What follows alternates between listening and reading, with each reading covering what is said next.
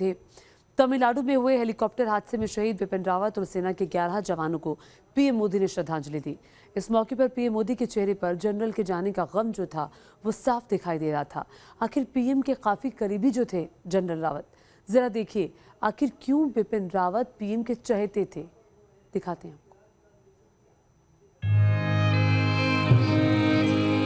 अपने सेनापति के निधन से राजा टूट जाता है, लेकिन यहाँ पर टूटना नहीं था, मजबूती से मुकाबला करना था। शायद प्रधानमंत्री मोदी भी अपने सबसे मजबूत सिपाही सालार को खोने के बाद यही कर रहे थे। पीएम मोदी ने भारी मन से अपने सच्चे और सबसे भरोसेमंद सिपाही सीडीएस जनरल बिपिन रावत को श्रद्धांजलि दी। बिपिन रावत का यूं चले जाना पीएम मोदी के लिए एक बड़ा झटका है, क्योंकि वो अपने जनरल पर बहुत भरोसा करते थे और जनरल बिपिन रावत पीएम मोदी के सबसे करीबी अधिकारियों में से एक थे। उनके हर छोटे बड़े फैसलों में हमेशा उनके साथ रहने वाले, देश के खिलाफ कितनी भी बड़ी मुसीबत हो, जनरल बिपिन रावत पीएम मोदी की चिंताओं को बखूबी समझते थे। तभी जैसे ही जनरल का पार्थिव शरीर गुरुवार को पालम एयरपोर्ट पहुंचा, तो प्रधानमंत्री नरेंद्र मोदी ने हेलीकॉप्टर दुर्घटना में दिवंगत सीडीएस जनरल बिपिन रावत, उनकी पत्नी और 11 शहीदों को श्रद्धांजलि अर्पित करने पालम एयरबेस पहुंचे।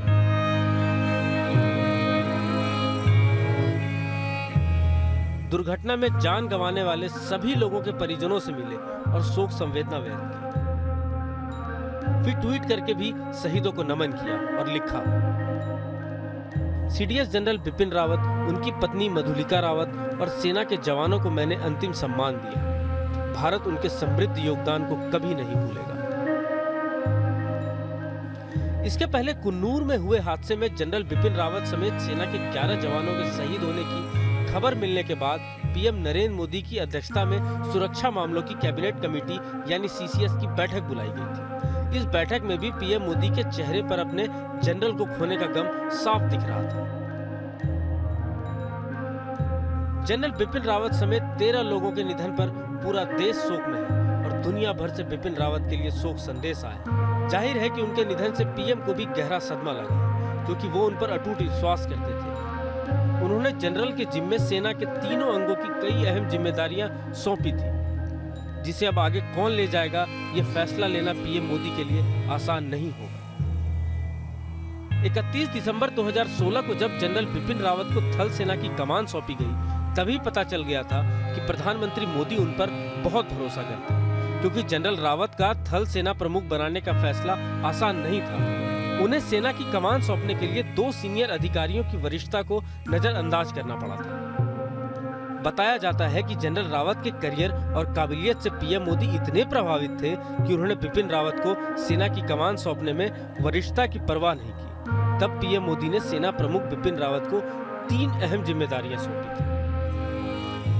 जनरल रावत को पीएम मोदी ने पहली जिम्मेदारी सीमा पार से आतंकवाद पर लगाम लगाने की सौंपी। दूसरी जिम्मेदारी पश्चिमी छोर से छद्म युद्ध को रोकने की थी और तीसरी जिम्मेदारी पूर्वोत्तर भारत में उग्रवादियों पर लगाम लगाने की थी।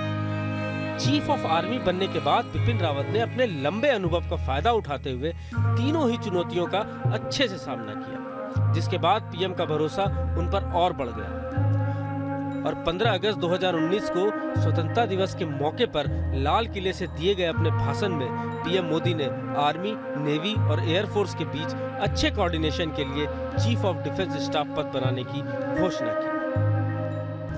लाल किले से एक महत्वपूर्ण निर्णय की घोषणा करना चाहता हूं। इस विषय के जो जानकार हैं वो बहुत लंबे अरसे से इसकी मांग करते रहे हैं। आज हमने निर्णय किया है कि अब हम chief of defence staff CDS इसकी व्यवस्था करेंगे और इस पद के गठन के बाद तीनों सेनाओं के शीर्षस्थ स्तर पर एक प्रभावी नेतृत्व मिलेगा।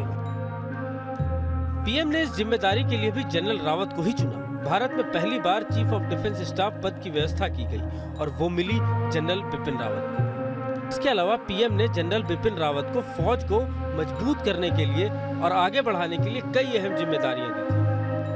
इनमें सेना को आधुनिक बनाने से लेकर बेहद अहम इंटीग्रेटेड थिएटर कमांड प्रोजेक्ट और आर्मी के हथियारों को अपग्रेड करने के लिए स्ट्रेटेजिक पार्टनरशिप की जिम्मेदारी सौंपी गई थी।